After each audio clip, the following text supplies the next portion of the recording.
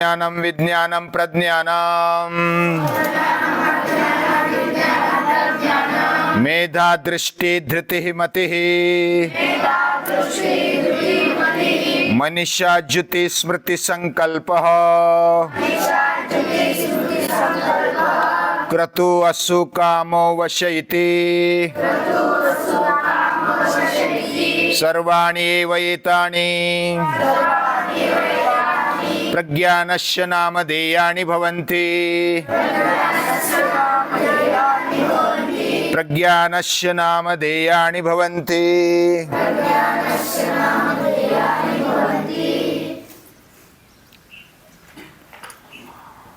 हमें मनुष्य जन्म मिला,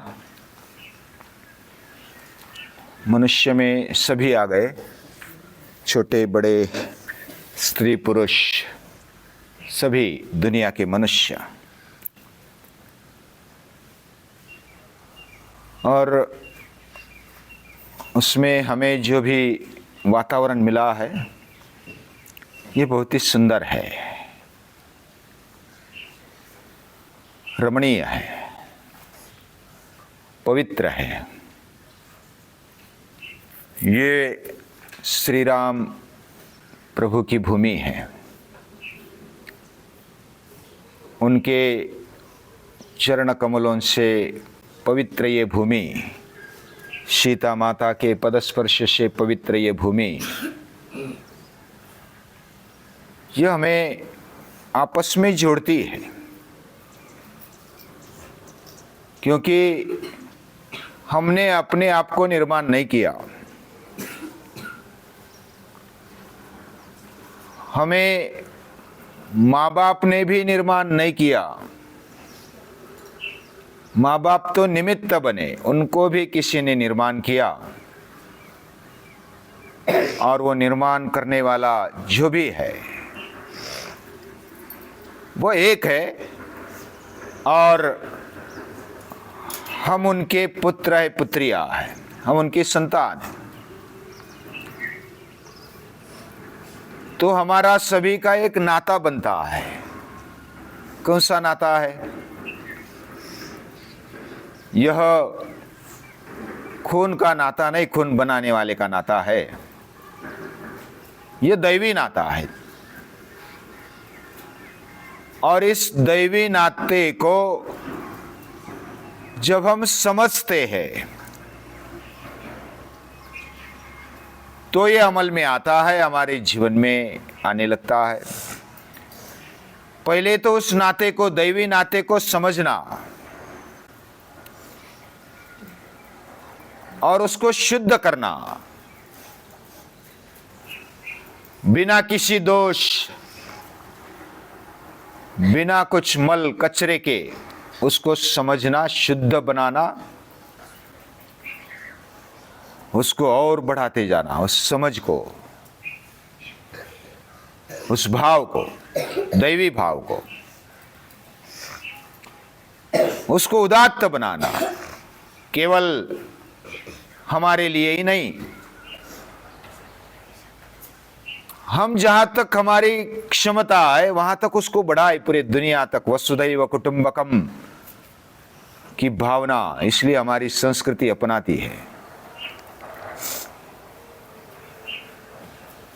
तो इस नाते को व्यापक करते हुए, बढ़ाते हुए, उसको उदात्त करना, उसको दैवी बनाना और उस समझ को अपने जीवन में लाना, ये बहुत बड़ी बात है। इस दैवी नाते को कैसे खड़ा करना, इस समझ को कैसे बढ़ाना।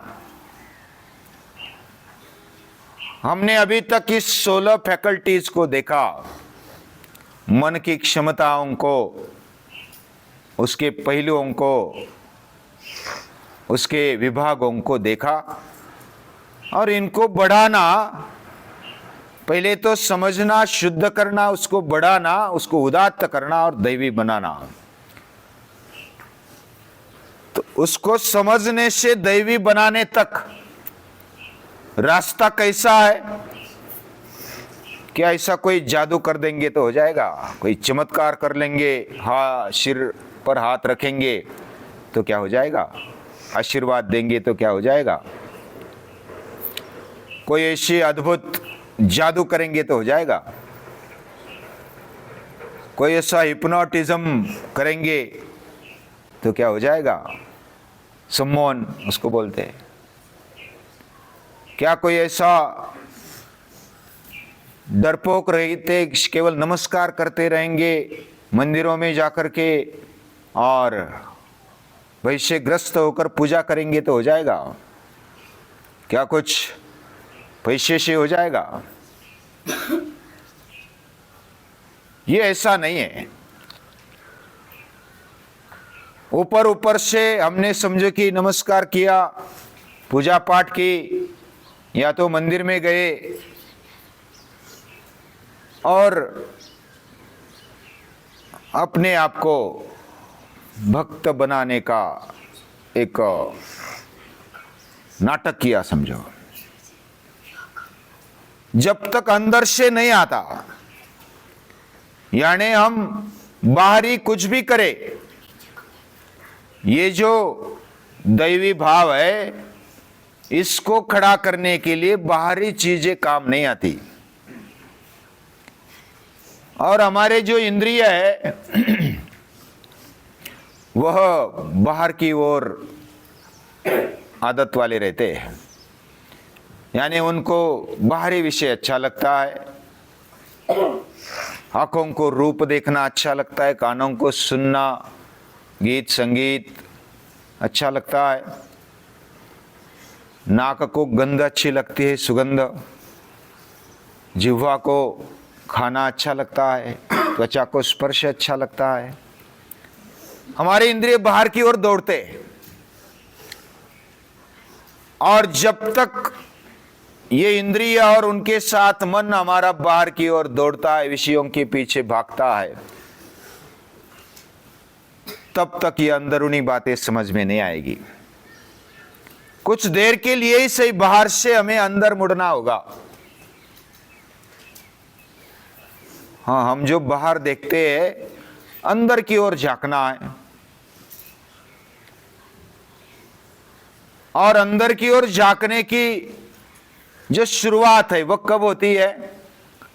जब हम दृढ़ निश्चय से हम अपने इंद्रियों को, मन को कब्जे में ले लेते हैं कि बस हो गया, अभी बाहर तुझे नहीं घूमना है, मैं जैसा कहता हूं वैसा कर। ऐसा अगर हम इंद्रियों को कह सकते हैं, मन को कह सकते हैं, तो ये बात शक्य है। ये कठिन भी नहीं है, लेकिन सहज भी नहीं है। हम अपने इंद्रियों को बता सकते हैं कि तुझे ये करना है तो करना है, सातत्यपूर्ण करना है।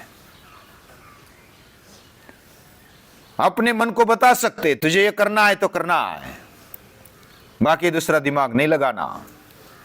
इंद्रिय मन अपना अपना दिमाग लगाते, मुझे ये अच्छा लगता है तो बस कर दिया। ऐसा करने वाला दुर्बल माना जाता है, वह इंद्रियों का, मन का गुलाम बन जाता है। और जो इंद्रियों का, मन का गुलाम बन गया, उसके बस की ये बात नहीं, क्योंकि वो अंदर की ओर नहीं मुड़ता, वह केवल विषयों के पीछे भागता है। और ऐसा दुर्बल गुलाम ये इस रास्ते पर नहीं चल सकता, उसके लिए बहुत ही कठिन है। लेकिन हम इधर पाठशाला में बहुत ही अनुशासनशील जीवन जीते हैं। सुबह उठते हैं, योग करते हैं, उसमें सूर्य नमस्कार है, आसन, प्राणायाम, दंडा बैठक, बहुत कुछ करते हैं। धारणा, ध्यान ये भी लगाने का प्रयास करते हैं। स्थिरता से बैठने का प्रयास करते हैं, प्रार्थना करते हैं, अभ्यास करते हैं, खेल खेलते हैं, आनंद लेते हैं। जिधर भी जाए उधर अंतःकरण से बाकी सब छोड़कर लगना। जैसा हम नींद में, गाढ़ी निद्रा में छोड़ देते हैं ना सभी, मैं कौन हूं, क्या हूं, ये सब भूल जाते हैं, बाकी विषय भी भूल जाते हैं, उसके बिना नींद ही नहीं आती। वैसा ही जागृत अवस्था में क्या हम सबको छोड़ सकते हैं? मेरी और मेरे विषयों की पहचान, उसको क्या छोड़ सकते हैं? और इसके लिए कुछ जिज्ञासा चाहिए, अंदर से कुछ लगना चाहिए कि मुझे खुद को जानना है। और जो इसके लिए पागल बन जाता है, जैसे हम कुछ पाने के लिए, जैसे समझो कि हमें बताया जाता है कि तुझे पढ़ना है, पढ़ना किस लिए है? तुझे नौकरी चाहिए, तुझे पैसा चाहिए, तुझे शादी करनी है, तुझे घर चाहिए, तुझे गाड़ी चाहिए, तुझे ऐसा चाहिए, ऐसा बाकी लोग बताते हैं, तो हम भी उसके पीछे ध्यान में रखते हुए ही अभ्यास, उसके लिए अभ्यास करते हैं। पूरी दुनिया में ऐसा ही है। लेकिन क्या यह सर्वस्व है? यह विचार करना चाहिए, मैं कौन हूं, मुझे किसने निर्माण किया, मेरे जीवन का हेतु क्या है, अंतिम हेतु क्या है,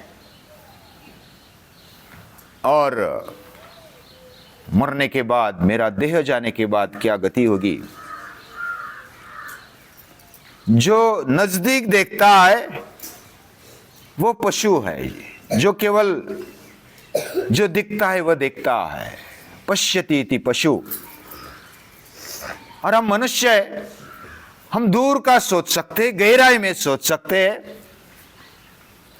और ये सोचने की प्रक्रिया जब शुरू हो गई, यानी मैं मुझे तटस्थता से देख सकता हूं, मैं समझो कि मेरे हाथ कुछ काम कर रहे हैं, काड़ी को इधर उधर कर रहे हैं, समझो कि याज्ञवल्क्य के इधर उधर कर रहा है, तो क्या हम इंद्रियों को, अरे बस तुझे स्थिर से बैठना है और करना है, सुनना है, अंदर की ओर झांकना है, मैं कौन हूं?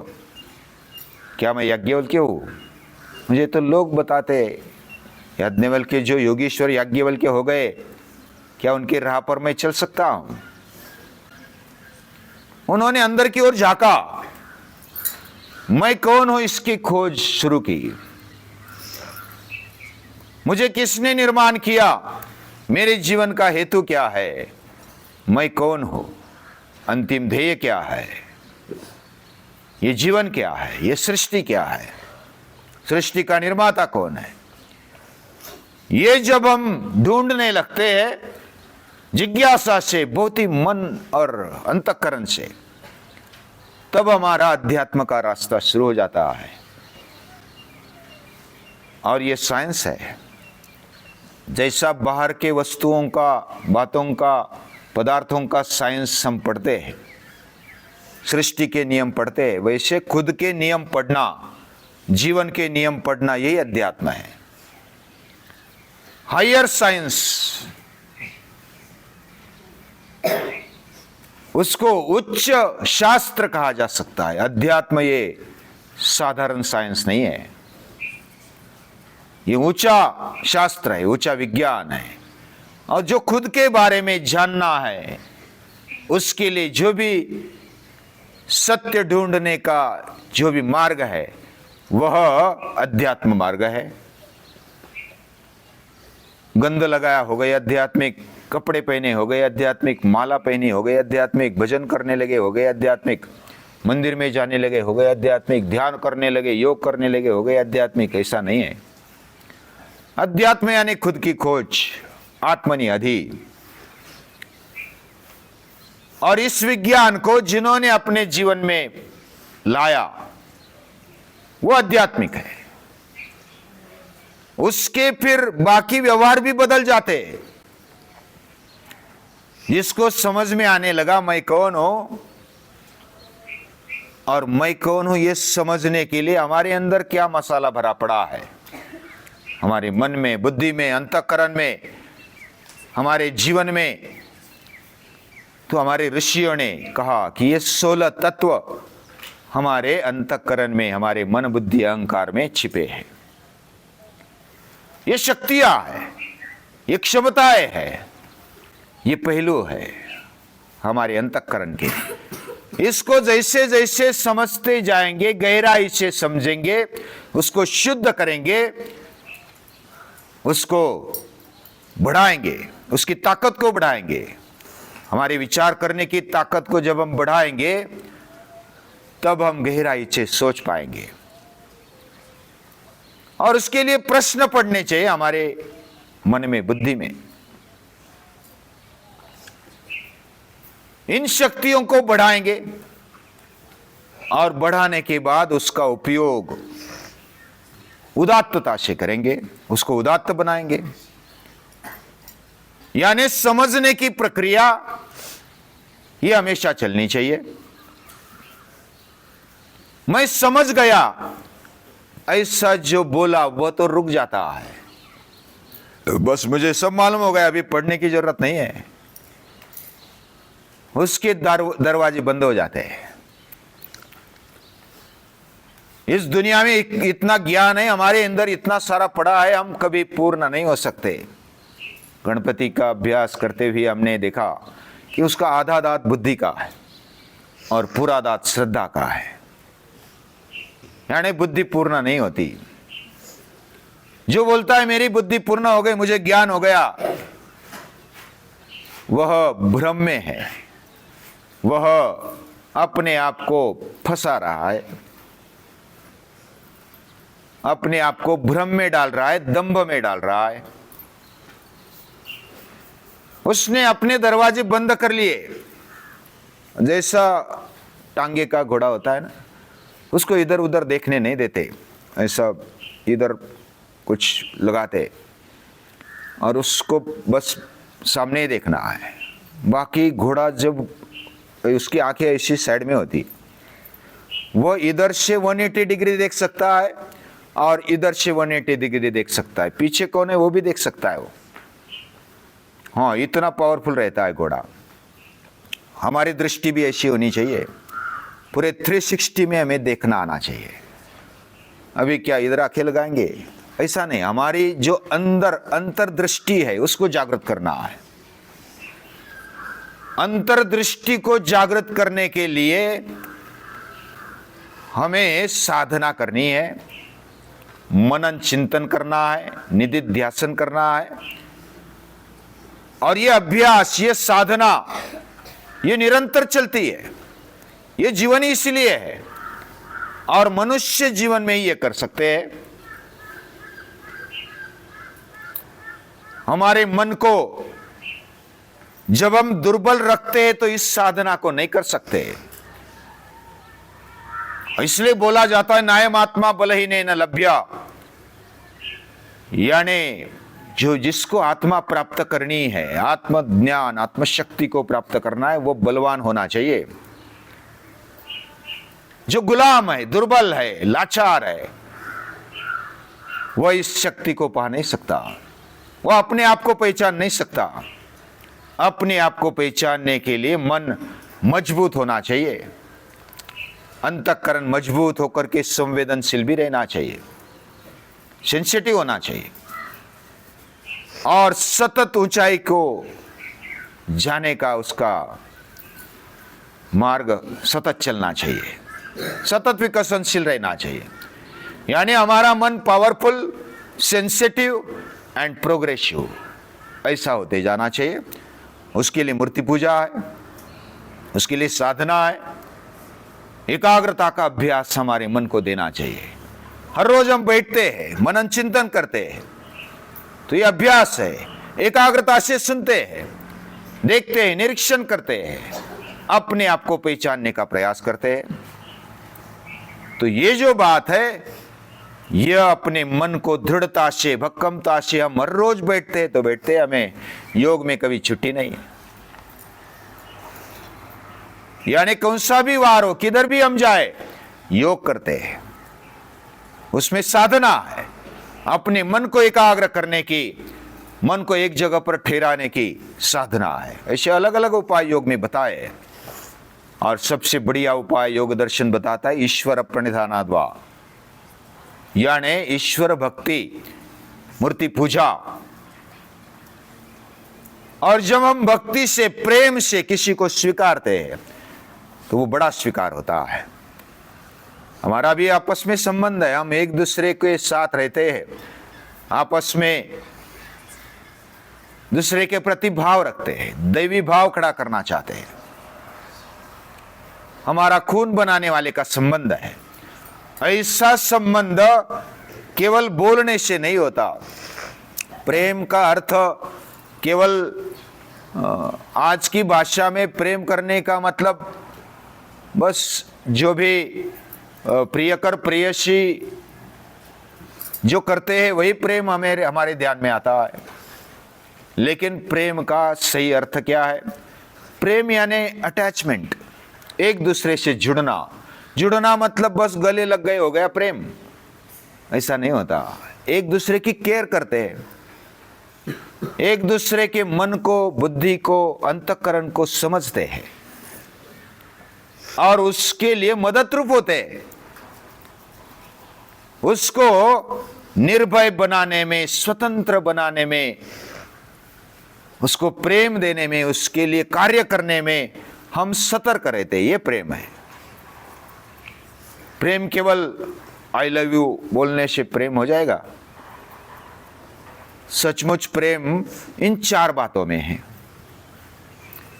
हम सामने वाले को स्वतंत्र अस्तित्व देना चाहते हैं। दूसरी बात, उसको निर्भय बनाना चाहते हैं। मैं भी स्वतंत्र रहना चाहता हूं और निर्भय बनना चाहता हूं। तीसरी बात, आपस में संबंध, दैवी संबंध रखना चाहता हूं, यानी बिना कारण, बिना स्वार्थ के। और चौथी बात, उसके लिए मैं मेरा जो भी बल है वो खर्च करना चाहता हूं। उसके लिए मैं सेवा भाव या तो जो भी मुझे करने जैसा है वो करना चाहता हूं। ये 4 बातें प्रेम में बहुत ही महत्वपूर्ण होती है। उसको सविस्तर देखेंगे। लेकिन हमारे जीवन में इन बातों को लाने के लिए, दैवी भाव को लाने के लिए पहले उसको समझना। इन दैवी जो हमारी शक्तियां है, हमारे अंतःकरण की शक्तियां है, 16 शक्तियां, उसको समझेंगे, उसको शुद्ध करेंगे, उसको बढ़ाएंगे, उसको उदात्त बनाएंगे, उसको दैवी बनाने का सतत प्रयास करेंगे, प्रामाणिक प्रयास करेंगे। यही साधना है, यही अध्यात्म है और यही हमारी उपासना है। हमारा जीवन निरंतर इस राह पर चलता रहे और हमारा जीवन खिलते खिलते प्रभु के चरणों में, वो जैसा फूल खिलता है, सुगंधित होता है और बड़ा आकार ले लेता है, तो उसको प्रभु चरणों में रखते हैं, उसको गले में डालते हैं प्रभु के। वैसा हमारा जीवन भी सुगंधित हो जाए, खुले खिले, उत्साहित हो जाए, प्रसन्न हो जाए और ये पुष्प प्रभु के चरणों में हमारा जाए। इसके लिए हम प्रार्थना करते हैं कि भगवान हमें शक्ति दे, बुद्धि दे, प्रेम दे। उसको नमस्कार है।